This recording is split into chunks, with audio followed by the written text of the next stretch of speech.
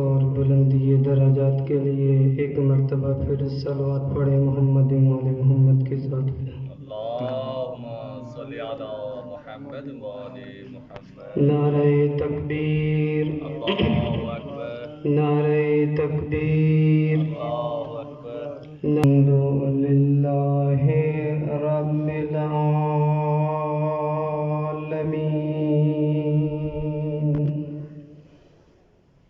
بارئ الخلائق اجمعین، الصلاة والسلام على سيدنا ونبينا وحبيب قلوبنا وطبيب نفوسنا وشفيع ذنوبنا مولانا ومولى الثقلين أبي القاسم محمد اللہم صلی علی وعلى أهل بيته الطيبين الطاهرين المعصومين المنتخبين المنتجبين الذين أذهب الله عنهم الرجس وطهرهم تطهيرا صلی علی محمد سيما بقية الله روحي وأرواح العالمين مقدمه الفداء واللعنة على أعدائهم أجمعين من يوم عداوتهم إلى يوم الدين. أما بعد، قال الله تبارك وتعالى في كتابه الأعلى: إن الدين عند الله الإسلام.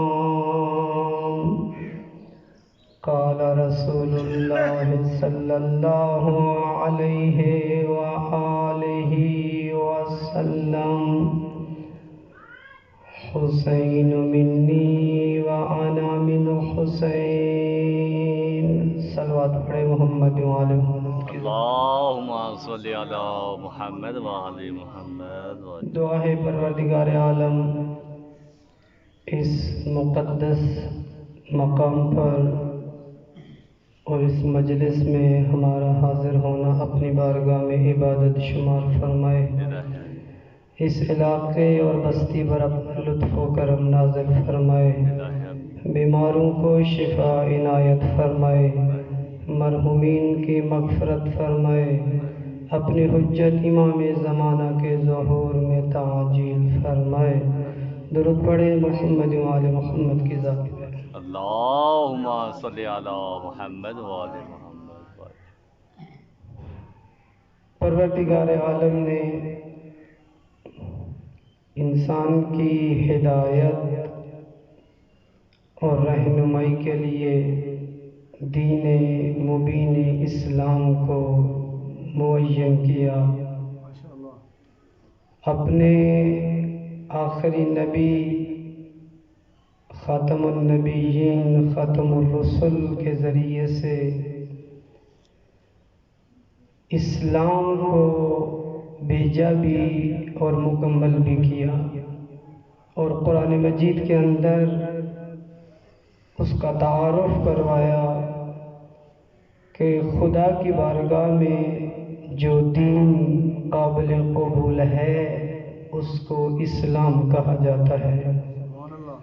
اسلام سے پہلے جتنے بھی ادیان تھے، ہر دین اپنے زمانے میں قابل قبول تھا، لیکن جب اس کا زمانہ گزر گیا، حضرت موسیٰ کی شریعت کا زمانہ گزر گیا، حضرت عیسیٰ کی شریعت کا زمانہ گزر گیا، اب جب پیغمبر خاتم ایک نئی شریعت لے کے آئے ہیں، تو اب اگر کوئی انسان پہلے والے دین پر عمل کرنا چاہے تو خدا کی بارگاہ میں وہ قابل قبول نہیں ہے، بلکہ خدا کے نزدیک قابل قبول اس کا عمل ہے کہ جو دین مبین اسلام کو قبول کرے اور اس اسلام کے سائے میں زندگی گزارتے ہوئے خدا کی بارگاہ میں حاضر ہو۔ لہذا کہا کہ اسلام وہ دین ہے جس کو میں پسند بھی کرتا ہوں اور جس کو میں قبول بھی کرتا ہوں۔ اللہ کے آخری نبی نے مکہ کی سرزمین سے اس اسلام کی تبلیغ کا آغاز کیا، جہاں کفار تھے، جہاں مشرکین تھے، سخت ماحول تھا، مشکلات تھیں، ہر طرف رکاوٹیں تھیں، بت پرستی تھی، دشمن تھے ہر طرف، اور اس ماحول کے اندر خدا نے اپنے نبی کو بھیجا کہ اے میرے نبی، اس سرزمین پر جا کے آپ نے دین کی تبلیغ کرنی ہے۔ توجہ کیجئے گا، اس سخت سرزمین پر آتے ہیں اللہ کے نبی، آتے ہی اپنے نبی ہونے کا اعلان نہیں کرتے، آتے ہی اسلام کا پیغام پھیلانا شروع نہیں کر دیتے، بلکہ سب سے پہلا جو کام کرتے ہیں وہ اپنی کردار کے ذریعے سے، اپنے عمل کے ذریعے سے، اپنی شخصیت کے ذریعے سے منواتے ہیں۔ اس لیے آپ دیکھیں مکہ کے وہ لوگ جو کافر تھے، جو مشرک تھے، جو اللہ کا نبی نہیں تسلیم کرتے تھے، لیکن وہ بھی صادق اور امین ضرور مانتے تھے۔ اسی لیے کہا جاتا ہے کہ اسلام کردار کا نام ہے۔ اسلام لمبی لمبی تقریریں کرنے، بڑی بڑی باتیں کرنے، محفلوں میں بیٹھ کر اور ساری ساری رات گفتگویں کر لینے سے کوئی انسان مسلمان نہیں بن جاتا، اور یہ کسی کے مسلمان ہونے کی دلیل بھی نہیں ہے۔ مسلمان ہونے کی دلیل ہے تو اس انسان کا عمل ہے۔ اسی لیے کہا گیا ہے کہ اگر دیکھنا چاہتے ہو کہ مسلمان اور غیر مسلمان کے درمیان فرق کیا ہے تو اس کی زبان اور اس کی باتوں سے نہیں، بلکہ نماز کے وقت دیکھ لو۔ جب نماز کا وقت ہو، کون ہے جو خدا کی بارگاہ میں حاضر ہوتا ہے؟ سمجھ لینا جو وقت نماز وضو کر کے مصلی عبادت پہ آ کے اللہ اکبر کی صدا بلند کر کے اس بات کا اقرار کرتا ہے کہ اے خدایا تو میرا رب ہے اور میں تیرا بندہ ہوں۔ نعرہ تکبیر، اللہ اکبر، نعرہ تکبیر، اللہ اکبر، نعرہ رسالت، یا رسول اللہ، نعرہ رسالت، یا رسول اللہ، نعرہ حیدری، یا علی، نعرہ حیدری، یا علی، بآواز بلندتر صلوات۔ اللہم صلی علی محمد وآل محمد۔ آپ دیکھیں دنیا میں اس کی ایک مثال آپ کے سامنے پیش کر دوں۔ دنیا میں یونیورسٹیز کے اندر جو یورپ میں، امریکہ میں یا غیر اسلامی ممالک میں پڑھنے کے لیے جاتے ہیں، وہاں پر جو لیکچرار ہیں اسلام کے وہ اکثر غیر مسلمان ہیں، جو اسلام کے سبجیکٹ پہ آ کے لیکچر دیتے ہیں اور پی ایچ ڈی کرواتے ہیں اسٹوڈنٹس کو، ڈاکٹریٹ کرواتے ہیں اسٹوڈنٹس کو، وہ غیر مسلمان ہیں۔ ممکن ہے وہ ایک عیسائی ہو، ممکن ہے وہ یہودی ہو، ممکن ہے وہ ہندو ہو، لیکن اسلام کے موضوع پہ لیکچر دے رہا ہے۔ اب زبان سے تو سارا اسلام پڑھاتا ہے، قرآن بھی پڑھاتا ہے، رسول اللہ کی حدیثیں بھی سناتا ہے، سب کچھ بتاتا ہے، لیکن وہ اسلام فقط اس کی زبان تک ہے، وہ اس کا پیشہ ہے، وہ اس کی نوکری ہے، اس کی جاب ہے۔ کوئی اس کی باتیں سن کے یہ نہیں وہاں سے ثابت کر سکتا کہ یہ مسلمان ہے، لیکن اگر وہ ہمارے منبر پہ آ جائے، ہمارے معاشرے میں آ کے ایک مجلس پڑھ کے چلا جائے ہم کہیں گے اس سے بڑا شیعہ کوئی ہے ہی نہیں نہیں ہے. لیکن اسلام نے جو معیار پیش کیا ہے وہ ظاہر نہیں ہے. آپ ایمان کی تعریف سنتے ہیں اور پڑھتے رہتے ہیں کہ جو ایمان کی تعریف ہے، ایمان کے 3 رکن بیان کیے گئے ہیں کہ جب تک یہ 3 رکن کسی انسان کے اندر نہ پائے جائیں اس وقت تک وہ مومن نہیں ہو سکتا. اس لیے قرآن مجید کی آیت اٹھا کے دیکھیں. قرآن کہتا ہے بعض لوگ ایسے ہیں، فرق کیا ہے قرآن نے آگے اسلام میں اور ایمان میں، کہ اسلام کا ایمان کا مرتبہ فرق کرتا ہے. بعض لوگ اپنی زبان سے کہہ لیتے ہیں ہم نے اسلام قبول کیا، قرآن کہتا ہے کہ نہیں، تم نے ابھی صحیح طور پر اسلام قبول نہیں کیا. کیوں؟ اس لیے کہ اسلام فقط زبان پر لا الہ الا اللہ محمد الرسول اللہ کا کلمہ جاری کرنے کا نام نہیں ہے، بلکہ اسلام کی جو تعریف اور ڈیفینیشن کی جاتی ہے وہ یہ ہے الاسلام هو التسلیم. اسلام تسلیم ہونے کا نام ہے. جب میں نے کہہ دیا کہ میرا رب ہے، میرا خالق ہے، میرا مالک ہے، میرا رازق ہے، وہ ایک ہے جس کے قبضے قدرت میں میری جان ہے، میرا سب کچھ جس کے اختیار میں ہے، اب پھر میری مرضی نہیں ہے، اب پھر میرا اختیار نہیں ہے، پھر میرا ارادہ نہیں ہوگا. جب میں اس کو اپنا مالک مان رہا ہوں، اپنا رب تسلیم کر رہا ہوں، جب چاہے میری زندگی کا خاتمہ کر دے، جب چاہے میری سانس روک لے، تو پھر اتنا حق ضرور بنتا ہے کہ میں اپنی زبان سے جس کا اقرار کر رہا ہوں اور زندگی میں دیکھتا بھی ہوں کہ جب چاہتا ہے، جس کی چاہتا ہے زندگی کو ختم کر دیتا ہے. چاہے تو میں سو جاؤں اور چاہے تو میں اٹھ نہ سکوں، چاہے تو میں گھر سے باہر نکل جاؤں، چاہے تو باہر نکلا ہوا واپس نہ آ سکوں، جب ہر وقت میری زندگی میں یہ چیزیں دیکھنے میں مل رہی ہیں تو پھر کیوں میں اپنی زندگی کو اس کے اختیار میں نہیں دے دیتا کہ جس کے اختیار میں میری زندگی ہے. بابا بلند تر صلوات. اللہم صلی علی محمد و آل محمد. کہاں 3 رکن ہیں ایمان کے. اقرار باللسان، پہلا رکن ایمان کا زبان سے آ کر اقرار کرنا کسی چیز کا. یہ پہلا مرحلہ ہے، یہ مکمل اسلام نہیں ہے. دوسرا معرفت بالقلب، جس کا زبان سے اقرار کیا ہے دل سے اس کی معرفت بھی ہو، اس کو جانتا بھی ہو، اس کو سمجھتا بھی ہو. اسی لیے روایت میں ہے جو زائرین جاتے ہیں کربلا زیارت کے لیے یا ائمہ کی زیارت کے لیے جاتے ہیں، جو لفظ استعمال ہوا ہے زیارت کے لیے کہ جو بھی ہماری زیارت کے لیے آئے عارفاً بحق،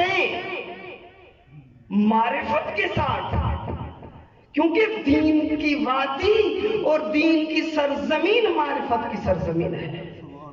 معرفت کے بغیر کوئی انسان اگر دین کی وادی میں اتر آئے اسے نہیں پتہ چلتا کہ میرے سامنے جو منبر پر ہیں وہ علی ہیں یا امیر شام ہے. نہیں سمجھ آتی کہ میرے سامنے جو نیزے پہ قرآن ہے یہ واقعی قرآن ہے یا مجھے دھوکہ دینے کے لیے ہے. امیر المومنین کے لشکر بھی موجود ہیں،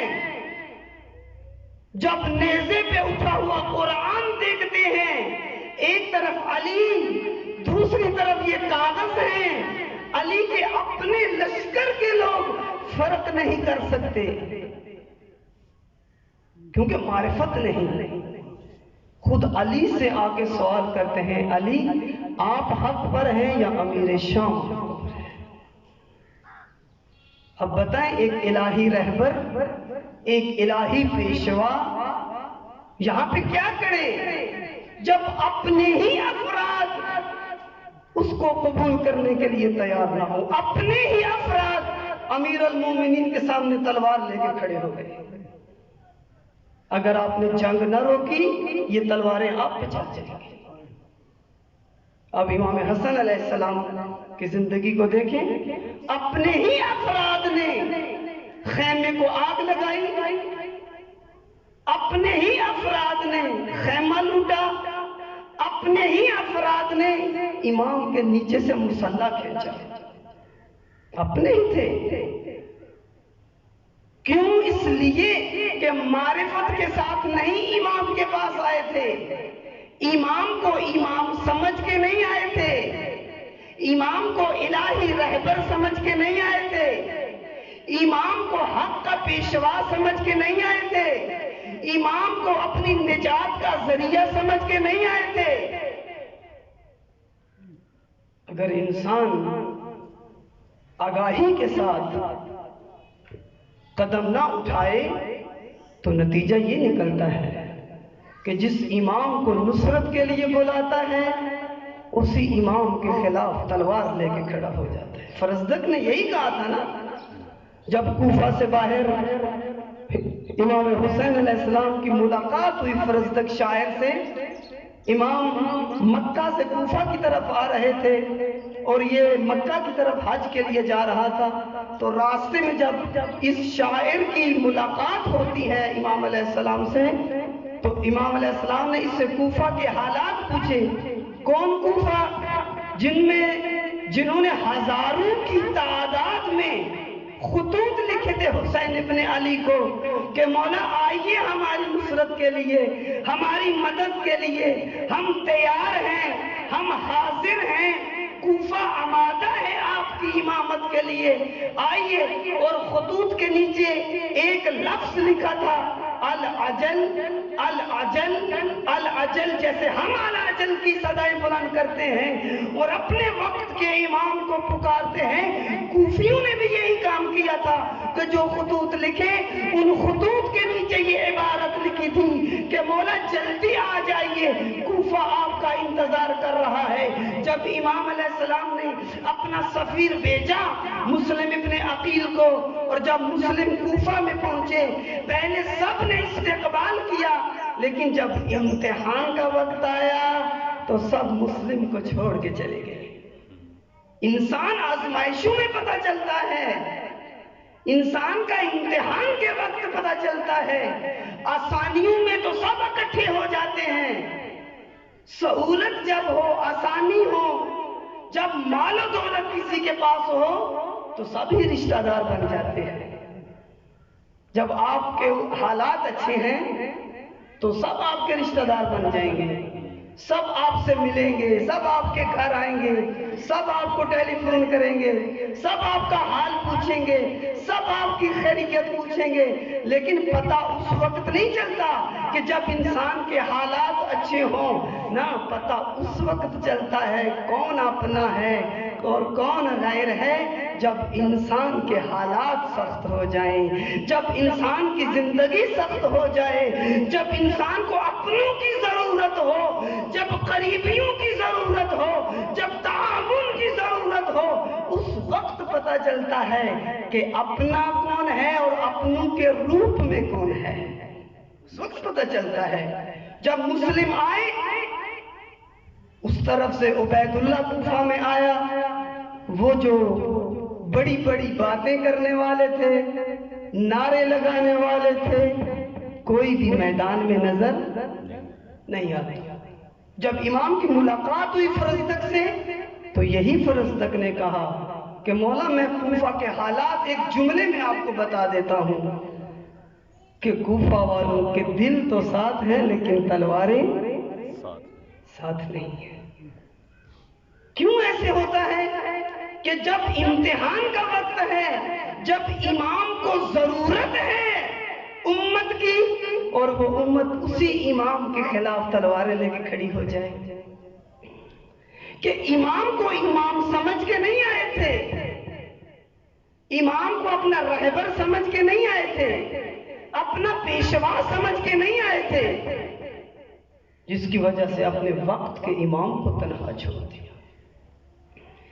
اس لیے امامت کی سرزمین پہلا قدم معرفت کا قدم ہے. اس امامت کو سمجھیں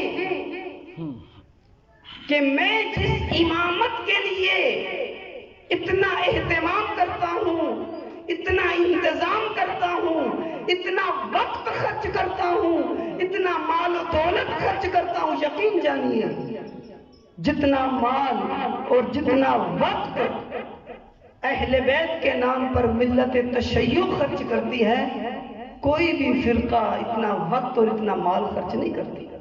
ایک حقیقت ہے. چاہیے دنیا والوں نے جو سروے کیا ہے، آج انٹرنیٹ پہ وہ رپورٹس موجود ہیں، پڑھ لے جا کر بے شک. سب سے زیادہ جو ملت مذہب کے نام پہ خرچ کرتی ہے، دین کے نام پہ خرچ کرتی ہے، اپنا مال، اپنا وقت، اپنا سرمایہ، وہ ملت تشیع ہے. اتنی قربانی دیتے ہیں، لیکن اس کے باوجود کیوں وہ نتیجہ ہمارے معاشروں میں نظر نہیں آتا؟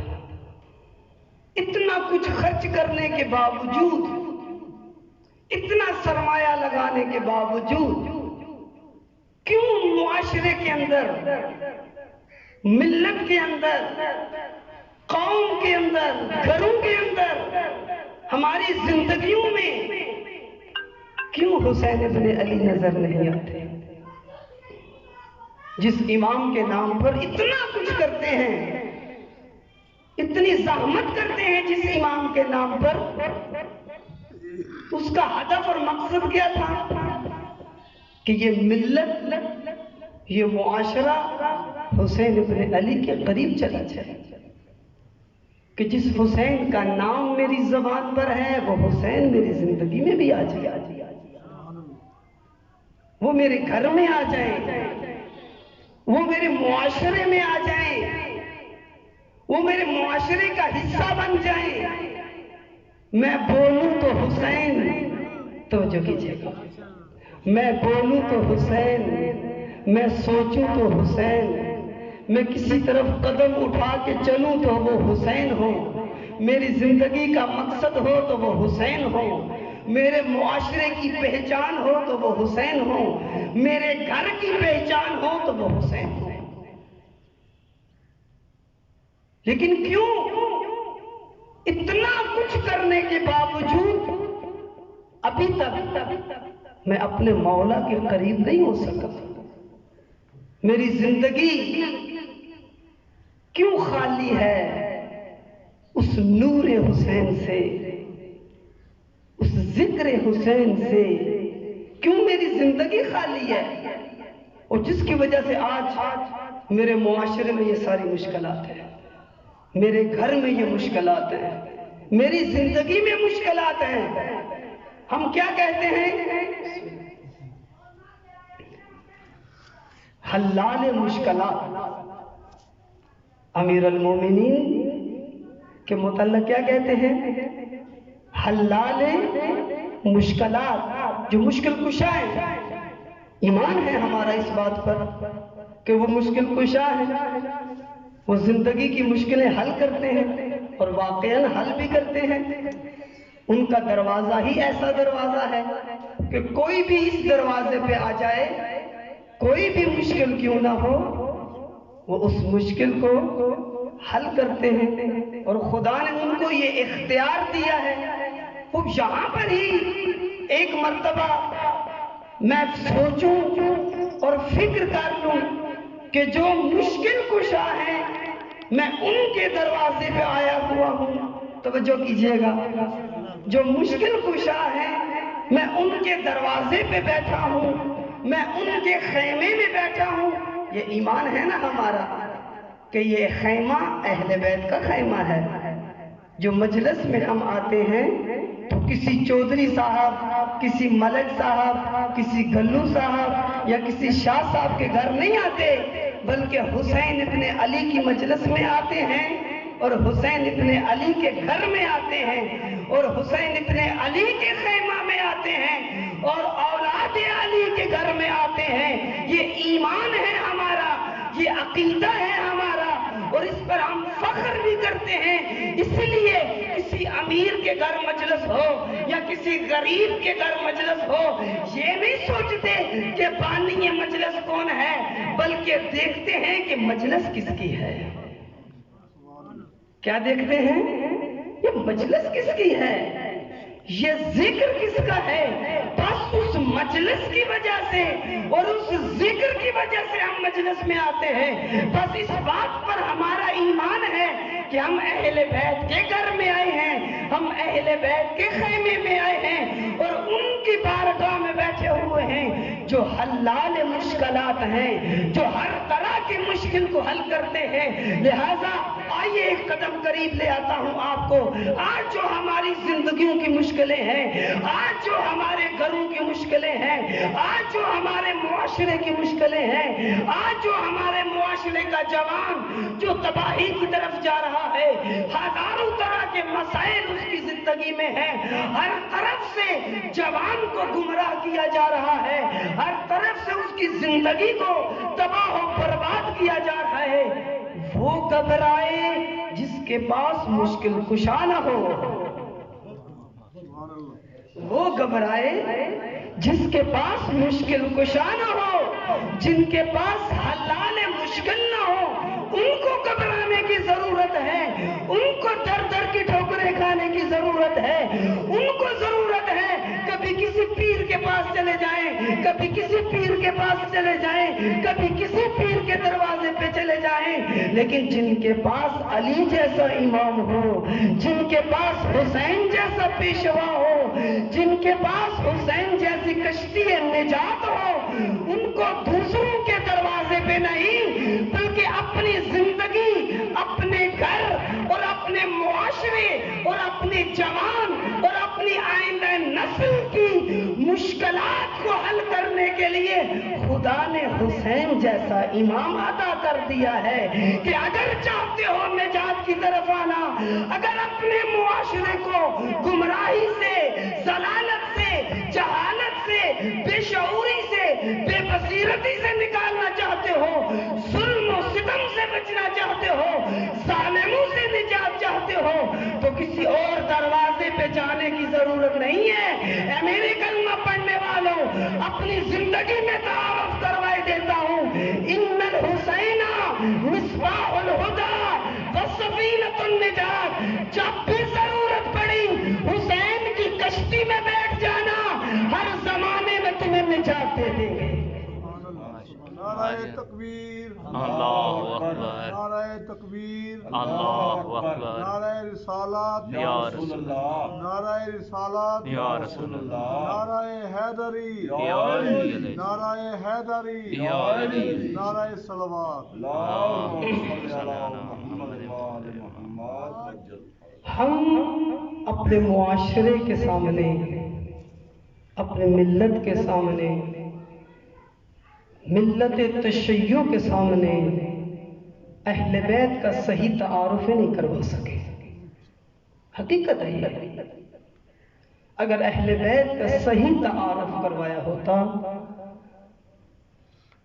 اگر کربلا کا حقیقی تعارف کروایا ہوتا تو آج میرے معاشرے کی یہ حالت نہ ہوتی۔ آج جن برائیوں میں، جن مشکلات میں میرا معاشرہ گھرا ہوا ہے، چھوٹے چھوٹے مسائل، چھوٹی چھوٹی باتیں گھروں کو تباہ کر رہی ہیں۔ آج نوجوانوں کو دیکھیں، کن کن چیزوں کو بہانہ بنا کے گمراہ کیا جا رہا ہے تباہی کی طرف۔ یہ نسل جو حسینی نسل ہے، یہ نسل جو عاشورائی نسل ہے، یہ نسل جس کو اہل بیت کے نام سے لیا ہے، یہ نسل جس کو والدین حسین ابن علی کا واسطہ دے کے لیتے ہیں، یہ حسینی نسل ہے، یہ حسین ابن علی کی اولاد ہے۔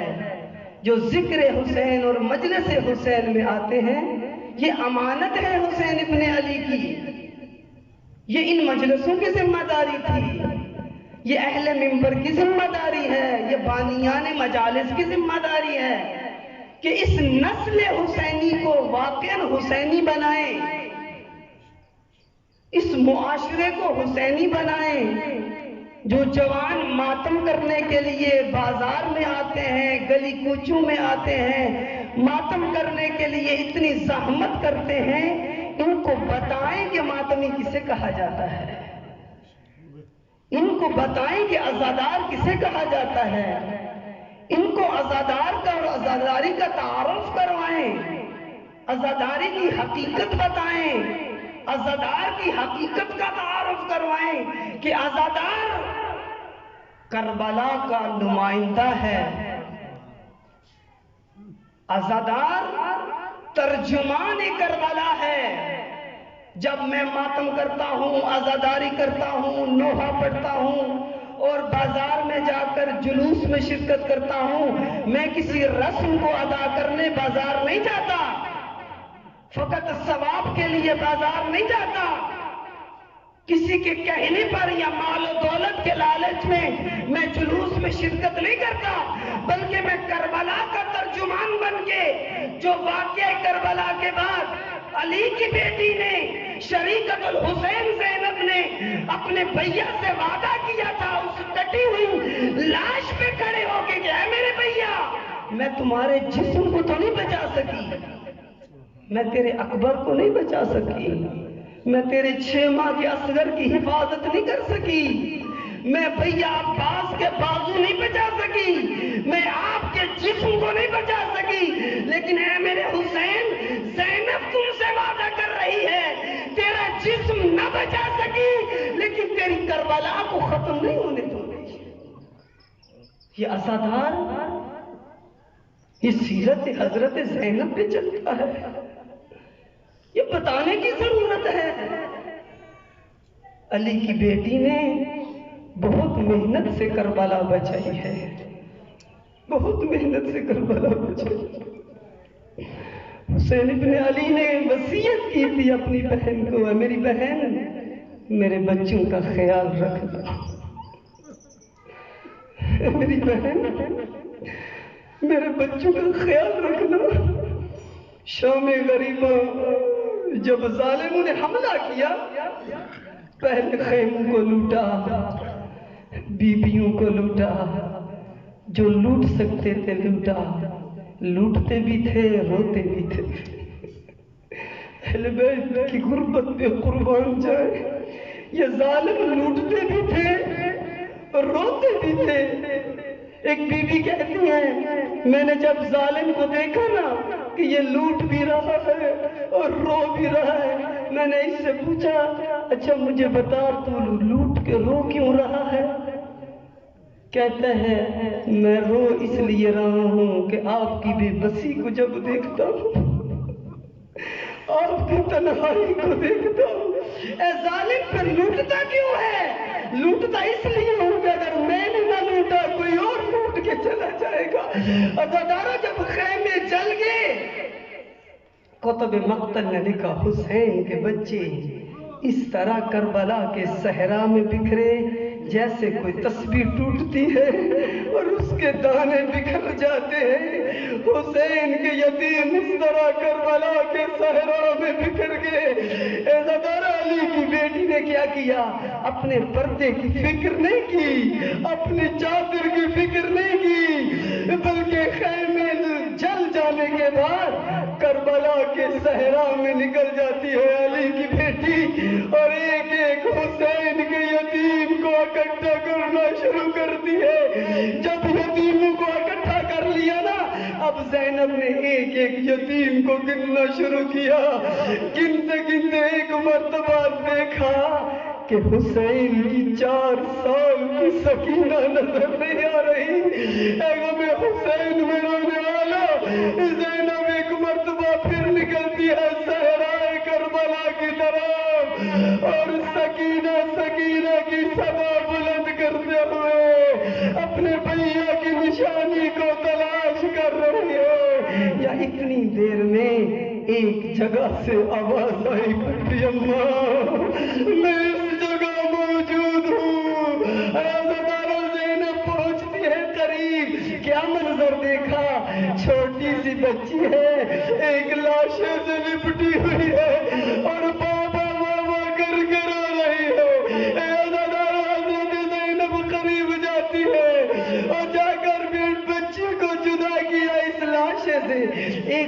مرتبہ سوال کرتی ہیں، اے سکینہ بیٹی مجھے اتنا بتاؤ، آپ کے بابا کے لاشے کے ساتھ تو سر نہیں تھا، کسی کو پہچانا چاہتا ہے تو چہرے سے پہچانا چاہتا ہے، میری بیٹی آپ نے کیسے پہچان لیا کہ میں آپ کے بابا کا لاشا ہے؟ ایسا دارا اس وقت سکینہ کہتی ہے پھپھی اماں، اور جب خیمے چل گئے میں بابا بابا کرتے کہتے ہوئے میدان کربلا کی طرف نکل آئی، یا ایک دم سے آواز آئی، اے سکینہ آ جا، اے میری بیٹی آ جا، بابا کا سینہ حاضر ہے۔ الا لعنت اللہ علی قوم الظالمین وسيعلم الذین ظلموا أي منقلب ينقلبون وآخر دعوانا